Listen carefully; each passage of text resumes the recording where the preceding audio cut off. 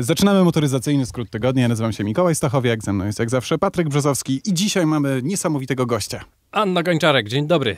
Dzień dobry, cześć chłopaki. Dzień dobry, to jest kolejny powracający gość, moi drodzy. I mamy nadzieję, że dołączysz do tego panteonu największych gwiazd tego programu, czyli takich tuzów jak na przykład Błażej Żuławski albo Filip Blank. Dzień dobry.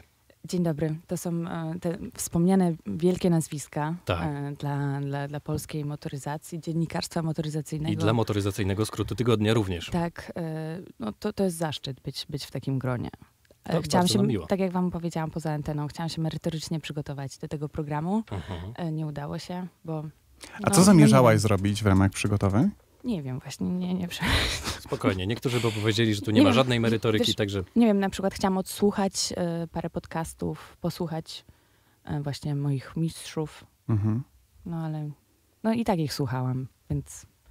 Wystarczy. Nie, po prostu Wydaje tak się. cenię merytoryczność waszego podcastu, że chciałam po prostu, wiesz, zasłużyć na znalezienie się w tym gronie. Aniu, w takim razie poważne pytanie. Jeśli byś dziś wygrała 200 milionów złotych, to jaki samochód byś sobie kupiła? Mogłabym sobie kupić kilka. Mogłabyś. Twój Okej. wymarzony garaż. W ogóle ostatnio, jak byłam na wystawie ikony motoryzacji, to tam były Znamy. tam były super samochody, a ja chciałam po prostu wsiąść do Hondy Integry. O. I poprosiłam o kluczyki do niej i niestety ktoś się pomylił i dał mi, raczej niestety, i dał mi kluczyki do Lanci. Aha. Ale tak, Mój królowa ojciec jest WRC. hondziarzem. Nie jest z wami coś nie tak przypadkiem? Ja też jestem hondziarą, O, więc pozdrawiam To, tatę. to niebezpieczne jest. A jak podobno. się objawia jego hondziarstwo? W sensie zazwyczaj o hondziarzach mówi się, że są osobliwi, eufemistycznie mówiąc. Okej. Dziwni. W sensie, on pasuje do tego. Czyli zapraszasz Ale ty mnie, nie- ponieważ ty- ja jestem... A ty ty nie nie ma jesteś żadnego- dziwna, nie jesteś dziwna jak na hondziary. Ty to właśnie, ty nie pasujesz jakby do klucza hondziarza. Bo jestem takim miksem, w sensie, wiesz, i w tej motoryzacji, i w tym motorsporcie, wiesz, tutaj różne dyscypliny, tutaj jakbym jakiś garaż marzeń miała stworzyć, to też by były po prostu jakieś... Hondy. No właśnie nie, właśnie... Akord ze Stanów Zjednoczonych ciągnięty. Właśnie nie, no myślę, że to by była jakaś Acura. super... Wiesz, myślę, że nie kupiłabym jednego samochodu. Myślę, że bym po prostu pewnie to by był, wiesz, jakiś super sezon w jakichś rajdach, tak? Okej, Jakieś w ten super sposób. przygotowania. Bardziej niż, wiesz, kolekcjonowanie tych rzeczy, to kolekcjonowanie wspomnień. W końcu dzisiaj rozmawiamy z Przeżyć. kierowcą rajdowym, także dobrze, no trzymasz się fachu w takim razie. Nie Tak. wydajesz pieniędzy na pierdoły. To jest bardzo dobre podejście, widzisz. A ty byś powiedział pewnie co? Żebyś sobie kupił Bugatti albo co jeszcze innego? Ferrari. A ty? I po co? I Ty po byś co? zrobił inaczej? Ale tutaj odbijamy piłeczki. Ja Nikt nie powiedział, nikt nie ma No tego... właśnie, no właśnie, Patryk. Nie zrobię Jak cię, inaczej. Patryk, jak cię znam? Patryk już kupił zegarek. Patryk kupił nowy zegarek. To jest najważniejsza część dzisiejszego Pokaż. odcinka. Pokaż zegarek. Taki sobie Pokażcie. kupiłem, proszę bardzo. Dużo fanów motoryzacji. Też jest fanami. A jak jeździsz, to tak prowadzisz? Nigdy. Jeszcze kręcisz? Nigdy, ale 80%, Ale wiesz co, ale przedtem ale nigdy... 80% Polaków tak prowadzi. Patryk, ty Nawet jak nigdy nie mają przedtem zegarka. nie nosiłeś zegarka, prawda? Wiem, ja na 30 Ale zaczął stwierdziłem, że coś pracować zmienię. zaczął pracować w I korporacji. zacząłem pracować w korporacji. To może od dzisiaj zaczniesz jednak prowadzić, wiesz, z delikatnym odchyłem, rękę na kierownicę. Zastanowię się nad tym. No. Zastanowię To się by nad też tym. pasowało do Honda Hondy Oza. swoją drogą. Natomiast Great minds. po swojej prawej stronie dzisiaj mamy, ja mam przynajmniej, a w programie gościmy kierowcę rajdowego, także wydaje mi się, że to jednak... Adekwatnym będzie rozmowa nie tylko o twoim zegarku. To Złoty A nie, jest. to tak. Dla tych, którzy nas nie Swoją oglądają drogą. na YouTubie, a mogliby. A możecie, bo jesteśmy również na YouTubie w wersji Zegar wideo. Możecie jest zobaczyć. naprawdę pokaźny. A Pokaźny nie? sikor. To jest bardzo mały złoty. zegarek. Okej, no to 35 ja mam inne milimetrów. kategorie. Okej. Nie no, To jest bardzo mały zegarek. W sensie jest taki... może na twojej ręce wygląda tak. Może, bo ja mam bardzo cienką rękę, tak, to prawda. Ale spokojnie. To jest ta merytoryka. To jest ta merytoryka właśnie, dlatego od razu powiedziałem, że niektórzy mogliby powiedzieć, że w ogóle jej tutaj nie ma i mieli dzisiaj rację. Mieliby. A słuchajcie, w ogóle stwierdziłam, że napisałam w ogóle do Błażeja, że choć przyjdziemy tutaj kiedyś razem, prowadzący wyjdą, wtedy byśmy was zagadali totalnie. Nie. A co motorsportowego robiłaś ostatnio? Bo próbowałem się doczytać na swojej stronie internetowej. No nie, no proszę cię, strona nie internetowa była było robiona... tam dużo informacji, także mimo szczerych chęci w przygotowaniu się, musisz nam po prostu opowiedzieć, co robiłaś. Słuchaj, strona internetowa była robiona w 2018 roku, jak zaczęłam startować w Mistrzostwach Polski, a później się przerzuciłam na takie, wiesz, kanały społecznościowe jak Instagram, Facebook i ta strona faktycznie nie jest zaktualizowana, ale mam to w planach. Tak wiem, bo ostatnio prosto wielkie plany na 2020. O, naprawdę? To jest są ostatnie aktualności? Tak. Świetnie. No ale na Instagramie, no już nie mów, no, na bieżąco informuję moich followers. Owszem. To bez dwóch zdań, tak. Jeżeli chodzi o motorsportowe rzeczy, to tak naprawdę jesteśmy teraz poza sezonem, ale zbliża się on wielkimi krokami. Zaczynam go już 1 kwietnia, nie jest to żart, prima aprilisowy. Co to za poruszanie brwiami? Już nie wiedziałem, że dopiero 1 kwietnia się zaczyna sezon. Tak. Dla mnie to w miarę wcześnie, bo jakieś inne kategorie, inne rajdy chyba zaczynają jeszcze później. Ja zaczynam w kwietniu, czyli już niedługo, pierwszą rundą, czyli Baja Drawsko. Będę jeździła podobnie jak w zeszłym sezonie w rajdach terenowych, tylko teraz zmieniam pojazd i już nie samochód, tylko SSV. Czyli bardzo popularny pojazd teraz. Czemu się patrzysz? Rozwin. Okay, no czym jest popularny, SSV? jest to bardzo obsadzona klasa, niestety. To jest pojazd, którym Eryk Goczał wygrał jako w ogóle najmłodszy. Ach, to. Okay. Czyli wy naprawdę nie wiedzieliście. Nie, naprawdę nie wiedzieliście. Nie skojarzyliśmy zupełnie. Nie. My z rajdami to na bakier raczej. Okej. Tak, to jest pojazd, którym Eryk Goczał wygrał Dakar jako w ogóle najmłodszy uczestnik, który parę tygodni chyba przed Dakarem zrobił prawo jazdy. Znacie się? W sensie byłam kiedyś na jego zawodach driftingowych, więc gdzieś tam zbiliśmy piątkę. On jeszcze driftuje. Ale, tak, on jest mistrzem Polski w drifcie. Okay. I w ogóle to jest świetna motoryzacyjna, motorsportowa rodzina. Pozdrawiamy w takim razie. Świetnie, Stąd. w ogóle może zaproście go. Jest też świetnym rozmówcą. Słuchałam paru jego wywiadów i naprawdę, wiecie, biorąc pod uwagę, że ma 18 lat, no to świetnie sobie radzi wszędzie, na każdej płaszczyźnie. Nas bardzo łatwo zaskoczyć, jeśli chodzi o motorsport. No widzę właśnie, takie wow, Eryk Goczał. Wow. Nie, w sensie o nim słyszałem. O Dakarze słyszałem też, ale że driftuje, tylko o tym. To chyba nie, tak, a na pewno nie, że jest jakimś mistrzem. Bo o tym nie miałem świadomości. Nie no, Ola Fijał po prostu przyćmiła wszystkie gwiazdy driftu. O, o niej też nie słyszeliście? Nie no, jak to nie? Oli Fijał słyszałem. Nawet ją poznałem osobiście. O, no kiedyś. to widzisz. Tak, ona też driftuje. To wiem. To wiem, nawet jeden taki film. Przyćmiła wszystko w tym drifcie. Tak?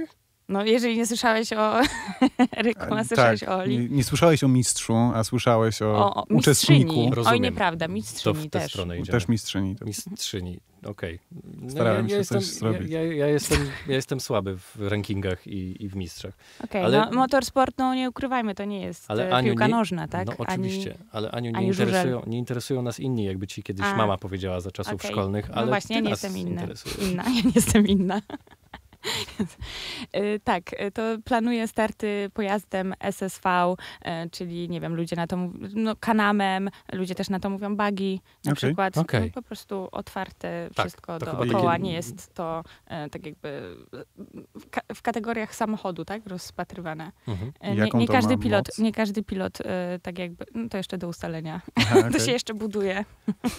Naprawdę. A to jest tak całkowicie, tak. masz samochód, do się kupujesz jak przebieg.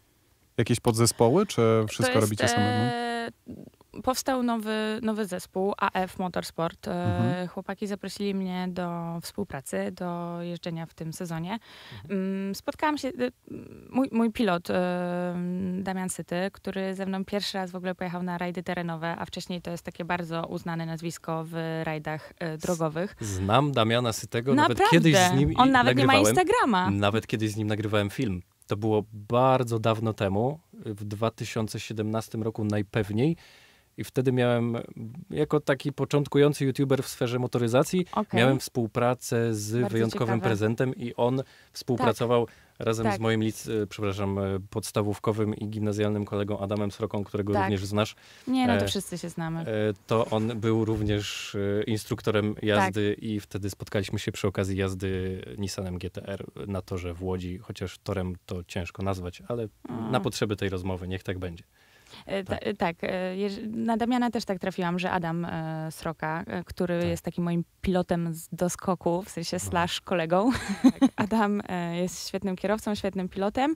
W rajdach terenowych nie do końca się tak odnalazł, w sensie widać, że to nie była jego bajka. Okay. Jak tłumaczyłam mu, co to są rajdy terenowe, to mu powiedziałam, Adam, rajdy terenowe to jest taka jedna wielka dojazdówka, no bo tak, dostajemy roadbooka, dostajemy, wiesz, ta książka chwilę przed startem do odcinka, to nie jest tak, że robimy jakieś zapoznanie dzień wcześniej, że opisujemy sobie tę trasę, tak jakby może na tej trasie znaleźć się, nie wiem, dwójkowy, trójkowy zakręt, i którego nie mamy zapisanego tak jakby w tym roadbooku, my mamy tam tylko tak jakby skrzyżowania i wiesz, za 5 kilometrów w prawo, ale przez te 5 kilometrów różne rzeczy się mogą zdarzyć w tych rajdach terenowych. Rajdach historycznych trochę podobnie. Tak? Nie jeździłam w rajdach historycznych jeszcze. Ja miałem w jednym jechać w ogóle jako pilot. Gdzie? To była bardzo ciekawa historia. W jakim? Emilia? Nie, to miało być... Miałem kiedyś jechać w jednym, ale miałem jechać, ale ja stwierdzili, że jestem za fajny. To był taki projekt. Nie ja za kierownicą oczywiście, ale ja jako, nazwijmy to, pilot w ramach tego, że po prostu byłem... Przy okazji poznałem jednego z Jaki to był rajd, Patryk? Nie zmieniaj tematu. Nie, ale to fajnie, no kogo poznał? No, powiedzmy, nagrajmy to dokumenterstwo. Nie pamiętam, w sensie... Kogoś poznał, nie pamiętam. Ale liznąłem, powiedzmy, mówiąc kolokwialnie, zasad takiego rajdu i widziałem takiego roadbooka rajdu historycznego. Okej. I to był rajd na regularność? Tak jest. Okej. Tak. No to nie widziałam roadbooka nigdy rajdu historycznego, ale tak jakby te rajdy terenowe nie są, wiesz, na regularność, tylko jednak tam ścigamy się, jeździmy szybko, te sprawy. To na pewno jest różnica. Faktycznie ta jazda w rajdach terenowych i rola pilota, no to polega po prostu na, tak przedstawiłam to Adamowi, że to jest jedna wielka dojazdówka, więc Adam stwierdził, kurczę, wszystko, czego nie lubię w rajdach. No ale pojechaliśmy tą pierwszą rundę. Adam miał takie nastawienie, że dobra, co może być trudnego w tych rajdach terenowych? Tam pierwsze 5 kilometrów, Anka, nie wiem, gdzie jesteśmy, poczekaj, jedź po śladach, tak? W sensie nie da się jechać po śladach na poligonie w Drawsku, tak jakby tam są wszędzie ślady i wszędzie są jakieś zakręty i wszędzie można pojechać. Ale tak zawsze był fanem offroadu. Tak, ale mówisz, że rozumiem jakoś amatorsko. O właśnie, amatorsko. Nie zawodowego, ale zawsze był, to pamiętam. Jak się jedzie w tym wyścigu? Jestem zainteresowany. Jak najszybciej? W rajdzie. Przepraszam. Właśnie, ale to jest moje kolejne pytanie. To jest moje kolejne pytanie. Poczekaj, jeszcze na to ci nie odpowiedziałam. No dobrze. A zadaję to jeszcze raz? Nie. No okej. Co u ciebie? No to ja dalej sobie będę mówić. Jechałam z Adamem, a nie bajka Adama. Ja szybko to uporządkuję. Zdarzyło mi się też pojechać z Xavierem Panseri. To jest akurat taka legenda Dakaru, ale on właśnie był taki mocno wciągnięty w rajdy terenowe, takie jeździ z kierowcami za granicą. Tutaj, wiesz, rajd Andaluzja, tu coś, no trudno było się złapać.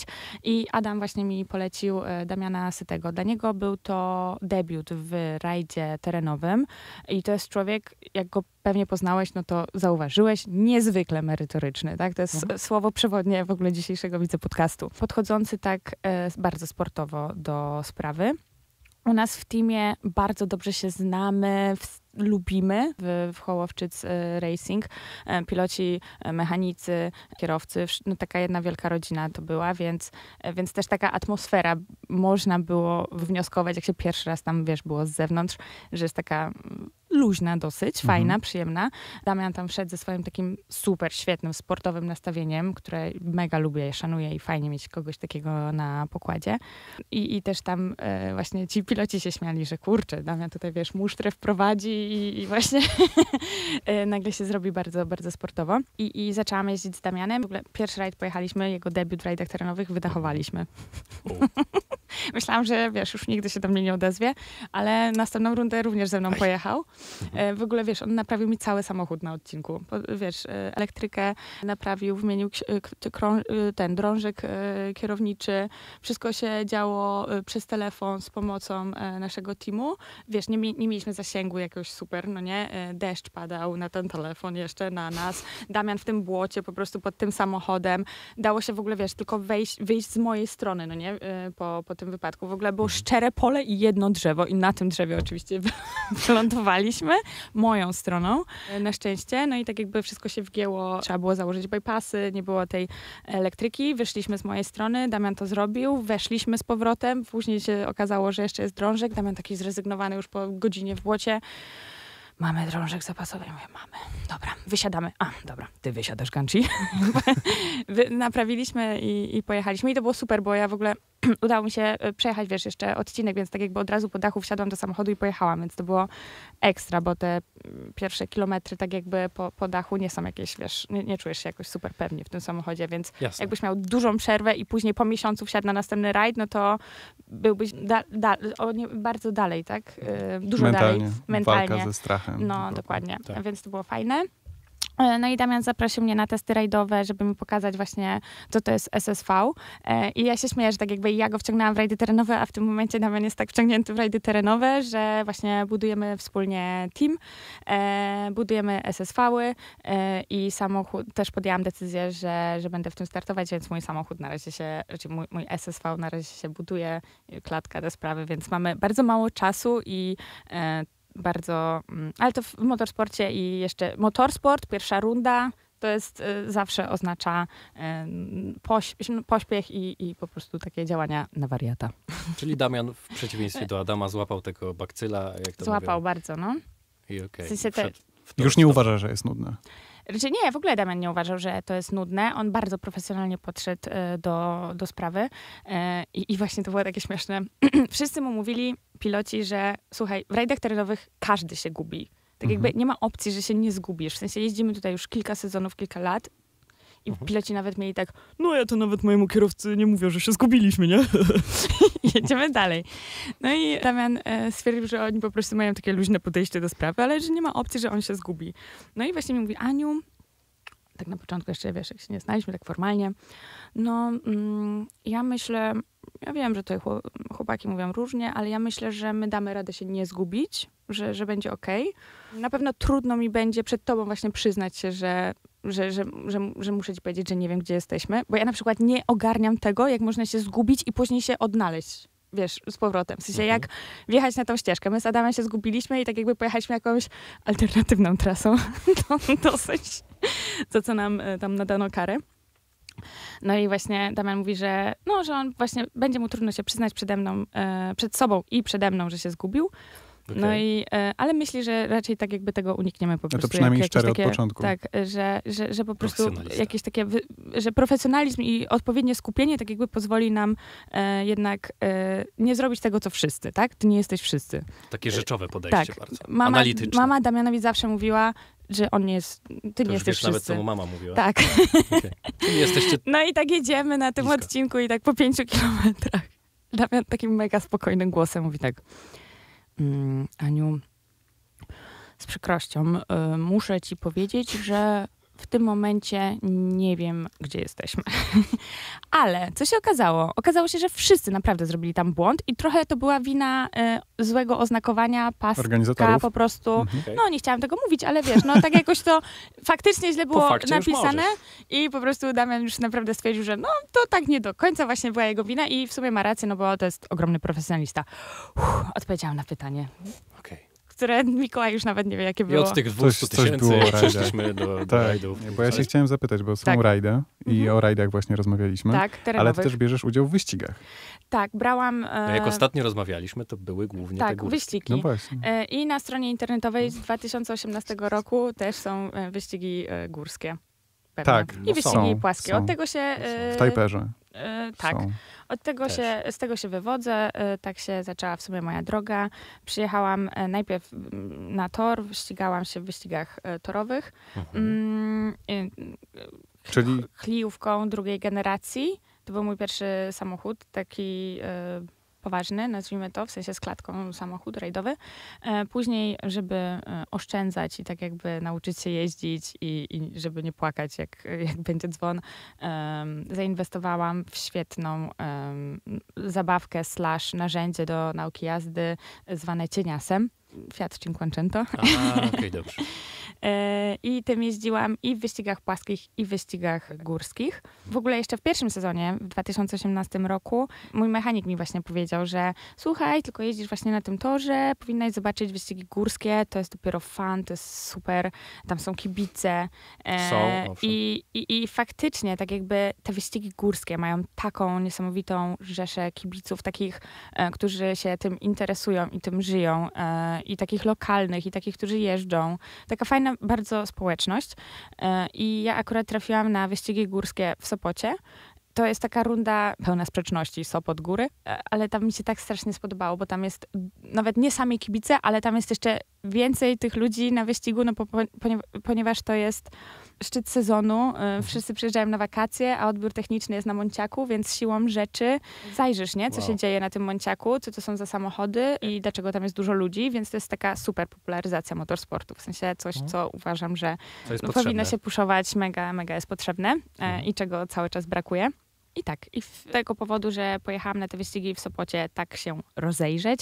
Okazało się, że jestem jedyną kobietą w Polsce, więc z automatu weszłam do reprezentacji Polski i moje drugie zawody w życiu w wyścigach górskich to była reprezentacja, jako reprezentant Polski na wyścigach FIA Hillclimb Masters, czyli takie jakby mistrzostwa Europy. Raczej no to nie są mistrzostwa Europy, w sensie to nie jest runda, tylko to jest takie jakby olimpiada dla kierowców z wyścigów górskich i też z różnych innych kategorii. Ci, którzy zdobyli tytuły mistrzowskie przez 2 lata, mogą brać udział w tych zawodach. No i tam są takie parytety, niestety. Trochę jestem przeciwna temu, no ale fajna w ogóle od tego się zaczęła moja przygoda z motorsportem, bo zobaczyłam, jak motorsport wygląda za granicą, w jaki sposób to jest zorganizowane, z jakim rozmachem i tak jakby co można, tak? Fajnego zrobić. I od tego czasu w sumie tak, wiesz, na początku sobie tak jeździłam, a później jak byłam na tych zawodach, to tak stwierdziłam, wow, w sensie naprawdę chcę to robić i w tym się rozwijać. I jakoś tak jakby wszystko, wiesz, od tego momentu w moim życiu zaczęło się tak kręcić wokół samochodów. I tak, najpierw były te zawody we Włoszech, później były te zawody w Portugalii, kolejne fajne wydarzenie. W międzyczasie startowałam w wyścigach górskich, w międzyczasie też miałam dosyć poważnego dzwona właśnie moją Hondą. Później odbudowałam ten samochód, co było bardzo, bardzo trudne, ale bardzo dużo ludzi mi pomagało w tym. W sensie oczywiście sponsorzy.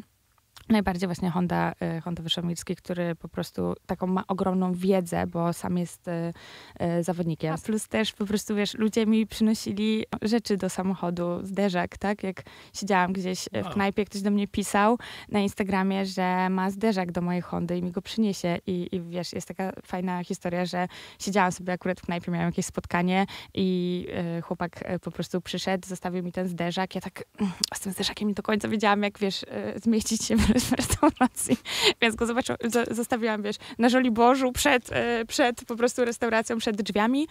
Wróciłam na spotkanie i pamiętam, że jak wychodziłam, to ten kelner tak się rozglądał, tak patrzy, co tu kurczę leży, nie? Co to za śmietnik? Ja tak, przepraszam, to moje. Wiesz, w sukience ubrana i chodzę z tym zderzakiem przez cały Żoliborz.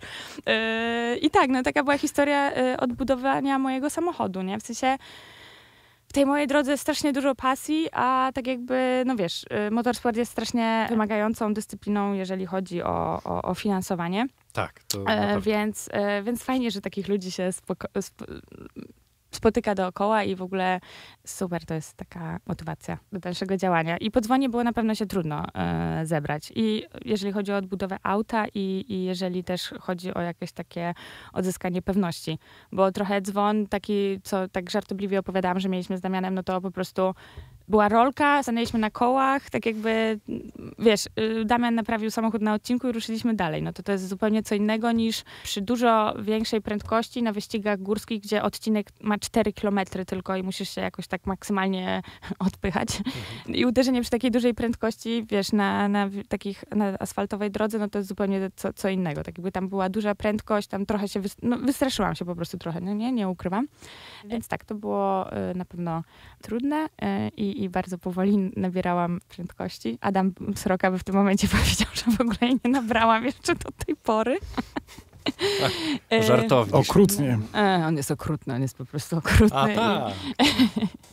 No i sam jest po prostu, no nie ma sobie akurat, jeżeli chodzi o prędkość, to nie ma sobie nic do zarzucenia i technikę jazdy. Co najważniejsze. Ewentualnie, jeżeli chodzi o brawurę, to jest za dużo. Nie ma sobie nic do zarzucenia. Nie, w żadnym wypadku. W każdym razie, ale czy to jest koniec z wyścigami górskimi? Czy coś się jeszcze dzieje, jeśli chodzi o wyścigi? W tym roku pojechałam, no właśnie tak jakby te wyścigi górskie, o ile tak na tor to sobie zawsze można pojechać, to te wyścigi górskie ze względu na tą raczej wiesz, ze względu na tą społeczność i w ogóle ze względu na tą atmosferę wyścigów górskich, zawodników, to, że tak jakby zaczynałam ściganie, to tak czuję się bardzo dobrze tam, tak jakby fajna ekipa, złożona właśnie i z kibiców, i z zawodników, i z sędziów, i z organizatorów. I w ogóle to jest niesamowite, że no jakiś odcinek drogi, wiesz, jest zamknięty na ten czas i to nie jest tor, no to jest ekstra. Więc z racji... Byliśmy na takim odcinku nawet, Mikołaj. Gdzie? Pamiętasz? Pod Limanową, oczywiście. W ogóle Limanowa jest ekstra.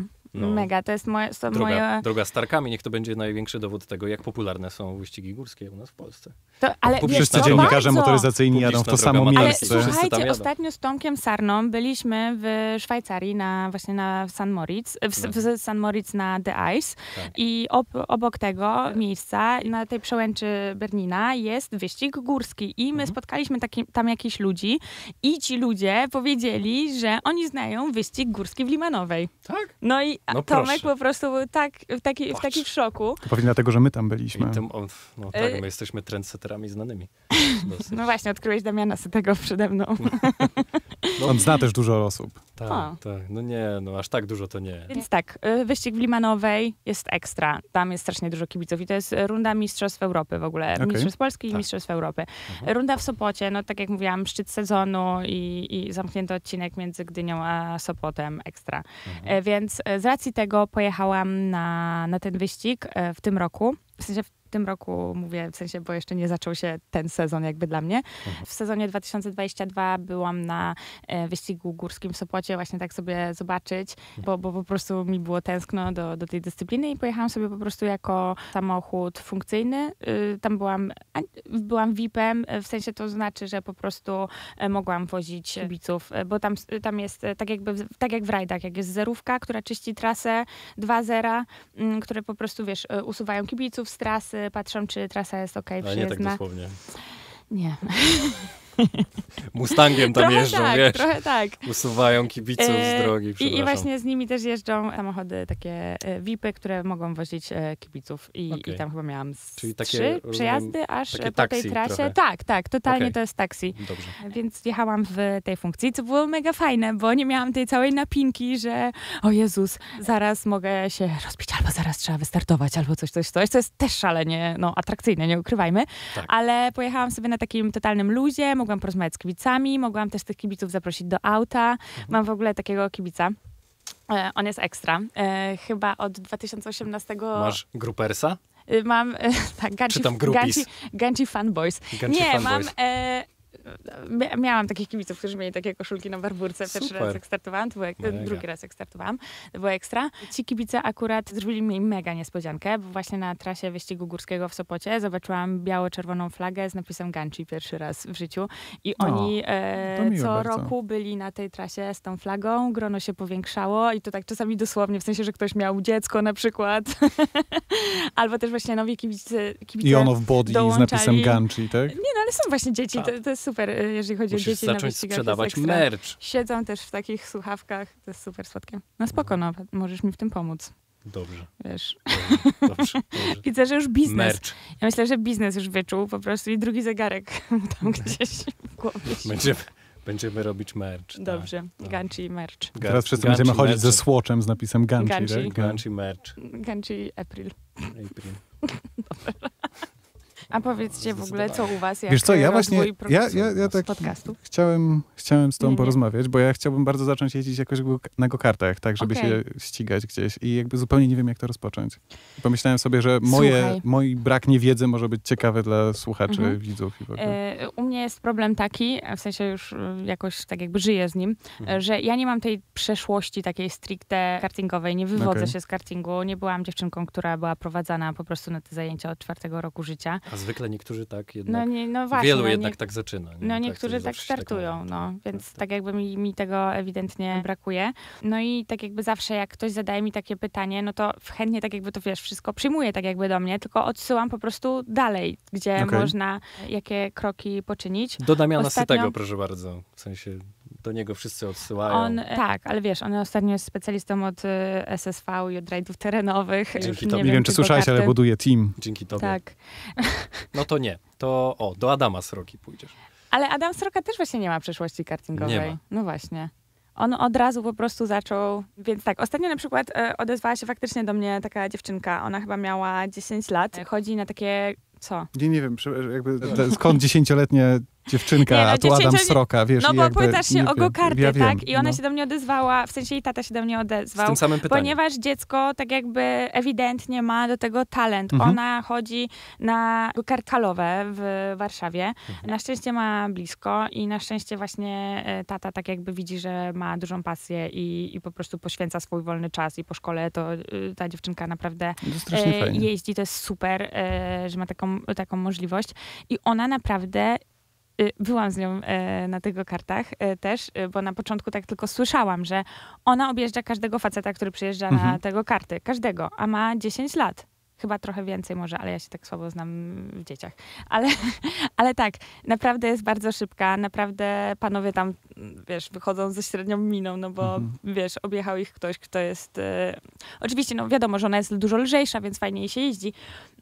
Ale naprawdę ma duży talent i... Pewnie to głównie mówią, nie? Po wyjściu. Tak, lekko, no to. Tak. Wiadomo. I ja po prostu odesłałam ją do mojego kolegi, który ma profesjonalny go-kart i który prowadzi takie zajęcia na torze w Słomczynie z kolei. I wiesz, bo takie go-karty halowe różnią się od tych go-kartów profesjonalnych, więc po prostu jak tylko wiosna się zacznie, no to są umówieni na taki trening, żeby ona sobie faktycznie zobaczyła, czy ją to też interesuje właśnie tak poza takimi amatorskimi go-kartami. Okay. Ona jeszcze akurat ma długą drogę, raczej dużo możliwości, no bo ona jeszcze w ogóle jeździ na tych słabszych go-kartach, bo tam są 2 tory, na mniejszym torze i na słabszym go-karcie, więc jeszcze ma do dyspozycji chyba 13-konny go-kart. Są fajne go-karty elektryczne, no ale tobie też mówiłam zresztą, jak dzwoniłeś do mnie, co można zrobić, że właśnie pójść sobie na taki trening całodniowy na torze. Byłam na takim torze, to jest super fajne, wymagające, wiesz, żeby głowę trzymać prosto, ręce oczywiście bolą jak to po go-kartach, zresztą nawet tych amatorskich, ale jest to zupełnie też inna jakość jazdy, jeżeli chodzi o takiego profesjonalnego go-karta w porównaniu do takich halowych, no bo jednak jesteś na torze. Właśnie byśmy byli raz na Słomczynie, co prawda to było... Ale go-kartem? Tak. Właśnie... Tak, byliśmy na takich mocniejszych go-kartach. Nie wiadomo, co miliony miały, ale były całkiem szybkie już. No wystarczająco. Tak. Ale w ogóle dużo osób fajnie w tym sobie jeździ. To nie jest tak, że to jest jakiś tylko pierwszy krok, w sensie w motorsporcie, bo taki zawodnik, który też jeździł w wyścigach górskich ze mną, Juri, właśnie go spotkałam wtedy na tym treningu na torze w Słomczynie też. Ale taki trening byłby super. Ja bym się wybrał z radością. No. A co, przepraszam, że się wam wetnę, co z sim racingiem?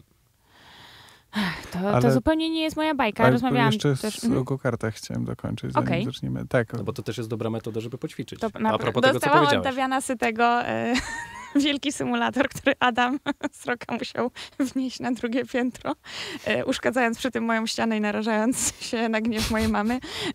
I faktycznie moja mama chodziła, no graj na tym, bo ściana jest uszkodzona, to graj proszę. Szkody zostały poniesione. Chociaż graj na tym.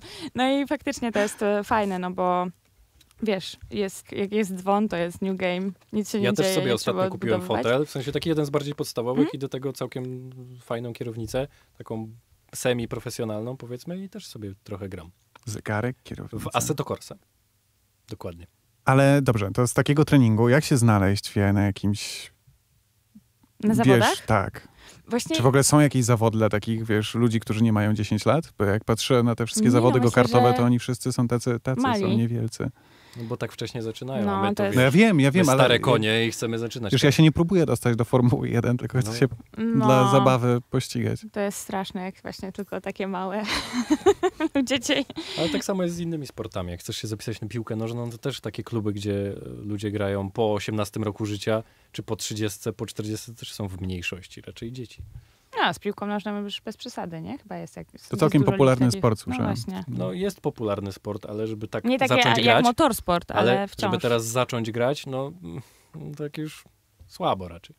No, Lewandowskim nie zostaniesz. Ja nie będę się starał nawet. Ja jestem prawie w wieku Lewandowskiego, co jest niebywałe, ale tak. odpowiadając na twoje pytanie w tych go-kartach, tak jak ci powiedziałam, ja się nie czuję mocna, bo to nie jest moja dyscyplina zupełnie, nie? To jest tak, jakbyś teraz mnie pytał o drift. A tak jakby jest tyle odnóg i to jest piękne w motorsporcie, że jest taki różnorodny i często ludzie tego nie doceniają, ale jest tyle fajnych, kategorii tego. Nie powiedziałabym ci nic o rallycrossie, nie? W tym momencie. W sensie wiem tylko, że się jeździ na torze, że jest super widowiskowo i że trzeba zjechać na Joker Lapa i że masz spotera w uchu. No to tak jakby, ale jeżeli chciałbyś, więcej szczegółów, to bym cię odezwała do Gosi Prus, która startuje w tej dyscyplinie i jest ekspertką. Super. Jeżeli, w rajdach terenowych tak jakby już przejeździłam, w sensie to był mój pierwszy w ogóle sezon w tym roku, taki, że że jeździłam w Mistrzostwach Polski, bo wcześniej jeździłam w czymś takim jak puchar w wybranych rundach i ten puchar miał troszeczkę skróconą trasę, więc tak jakby w tym roku jeździłam dopiero taki full te odcinki, które miały czasami, nie wiem, 180 km na przykład jeden odcinek, nie? I to jest super w rajdach terenowych, więc mogę ci odpowiadać na pytania, jeżeli chodzi o wyścigi górskie i jeżeli chodzi o rajdy terenowe, ale w tych go-kartach, no to tak jakby to już jest inna dyscyplina i też ta taka część przygotowania do motorsportu, której ja nie miałam, tak jak mówię, więc nie czuję się silna, ale mogę cię chętnie skierować, do jakiejś osoby, która tak jeździła. Jest Natalia Lelek. O Jezu, właśnie. Jeżeli rallycross to Gosia Prus, jeżeli go-karty to Natalia Lelek. To jest dziewczyna, która jeździła właśnie, była nawet w programie Girls on Tracks, on Track. Na go-kartach dostała się do tego programu organizowanego przez FIA. Ona po prostu wszystko wie. I ja właśnie tę dziewczynkę, która się wtedy do mnie zgłosiła, odesłałam po prostu więc ciebie też mogę odesłać do Natalii, która myślę, że będzie, dużo bardziej merytoryczną. Jeżeli, zróbmy klamrę. Już mamy tytuł tego odcinka. Tak, merytorycznie. Przede wszystkim. Ale ty masz pytanie, na które ja znam mniej więcej odpowiedź od Ani, o sim racing. Tak jest. Chciałem zapytać, jak ty się odnosisz do tego? Skoro masz już symulator w domu, dzięki Damianowi, to przynajmniej jeździ na nim. I zniszczoną ścianę. Przynajmniej na nim jeździ, człowieku. Powiedz coś więcej w takim razie. Czy to jest dobra droga też, żeby się uczyć, doskonalić? No na pewno. Czy ty z tego coś potrafisz wyciągnąć? Rzeczywiście? To się okaże w kwietniu. Okay. Pewnie Damian tam będzie siedział i tak... Nie jeździłaś. Myślę, że jeździła tam 3 godziny tygodniowo zamiast 5. Nie no, myślę, że tak. W sensie, że pewnych odruchów możemy się tam jak najbardziej oduczyć bardzo niskim kosztem. W sensie, nieporównywalnym do tego, co mamy w motorsporcie. Więc takim realnym, nie sim racingowym. A ty jak jeździsz w motorsporcie? W sensie sim racingu? No mówię ci, że zacząłem swoją przygodę, nazwijmy to tak kolokwialnie, z Assetto Corsą i jeżdżę sobie puchar. Tam jest od dosłownie od najniższej klasy tam do najwyższej. I tak stopniowo sobie przechodzisz. Teraz jeżdżę aktualnie KTM-ami Exbo. Kilka wyścigów mam taką rundę KTM-ami. Strasznie ciężkie, bez ABS-u się jeździ. To jest masakra. W sensie trzeba się naprawdę Czyli możemy się kiedyś spotkać wirtualnie i pograć sobie w Assetto. Możemy, oczywiście. Fajnie. Tak. Naprawdę, to było takie moje doświadczenie z sim racingiem. Stał z tyłu, patrzył. Fantastyczne to było doświadczenie, bo naprawdę jak się przesiadłem, kilka rund wcześniej zrobiłem innymi samochodami, takimi też seryjnymi zupełnie i potem nagle wpada ta runda z KTM-ami. Ja taki pewny siebie, już trochę się po kilkanaście godzin tam spędziłem na tym, już się tak rozjeździłem, opanowałem to wszystko i wsiadam do tego KTM-a i przepraszam, oczywiście nie fizycznie, i pierwszy zakręt i próbuję skręcić przy hamowaniu i ni cholery nie da się tego zrobić. Wpadam prosto i wtedy... w Hondzie nie miałam też ABS-u. I wtedy sobie myślę, to jest ten moment, w którym rzeczywiście muszę kolejną umiejętność posiąść, udoskonalić i dopiero zaczynałem się przyzwyczajać do czegoś innego. Ale widzisz, i na pewno się tego nauczyłeś właśnie przez sim racing. Tak, i nauczyłem się też hamować lewą nogą. Przez sim racing, tak super, jest. Fajnie. Tak, to jest druga rzecz, której się nauczyłem. Ja w realu, Także da się. No, nie miałem tych możliwości. Więc ale no to lepiej, bo nos cały. Tak, dokładnie. Przy hamowaniu. Tak, no i przynajmniej wszystkie samochody, którymi jeździłem, całe. Tak. No. A tutaj można się nauczyć. Rzeczywiście. Ja trochę przez pandemię zaczęłam tak naprawdę grać, bo wtedy się nic nie działo i dużo rzeczy, jakichś takich programów się porobiło. Tam ktoś się zgłosił właśnie z jakąś współpracą, która była związana z graniem na symulatorach, więc trochę w to weszłam. Wtedy miałam właśnie też takie możliwości w pandemii. Tej takiej pierwszej fali, wiecie, jak się nic nie działo. Więc od tego się to zaczęło. Później miałam taką śmieszną przygodę właśnie, że mój partner Sparko zaprosił mnie na ligę ego-kartową. O, to było super, bo to właśnie jeździliśmy go-kartami na symulatorach. Czyli ekstra jednak. to było. Tak. Czyli da się. Ciekawe doświadczenie. Przypomniało mi się teraz właśnie, że to były go-karty. Wirtualne go-karty, tak? Wirtualne go-karty. Przyjechaliśmy wszyscy do Włoch, do siedziby Sparco. Okazało się, że tam na miejscu jest na przykład Antonio Giovinazzi, który jeździł wtedy w Formule 1, albo jeszcze inni kierowcy, czy to z IndyCarów, czy z Formuły kiedyś. I w tym ja. I oni nam, 30 stopni. Oni nam kazali się ubrać w te wszystkie kombinezony Sparco i graliśmy w tym upale na tych symulatorach go-kartach i i ja tak siedzę na tym go-karcie i tak jak mówię, nie mam tak dużo wspólnego z tym sim racingiem. Obok mnie Giovinazzi. Boże. I jeszcze był kierowca... I wykręciłaś lepszy czas. Nie, bez przesady, ale był jeszcze kierowca z Lota Racing, który był chyba drugi na Le Mans. No, więc tak jakby mega skład tam było, ja tak... Ale nie byłam ostatnia.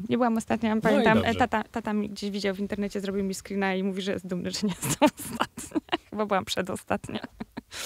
Ale bardzo fajne doświadczenie. Nie byłaś ostatnia, ale na tym możemy zakończyć. Tak, to się wytnie, Patryk, nie? Było merytorycznie. Było merytorycznie, oczywiście. Jak zwykle było bardzo długo, ale to dlatego, że mamy wspaniałego gościa.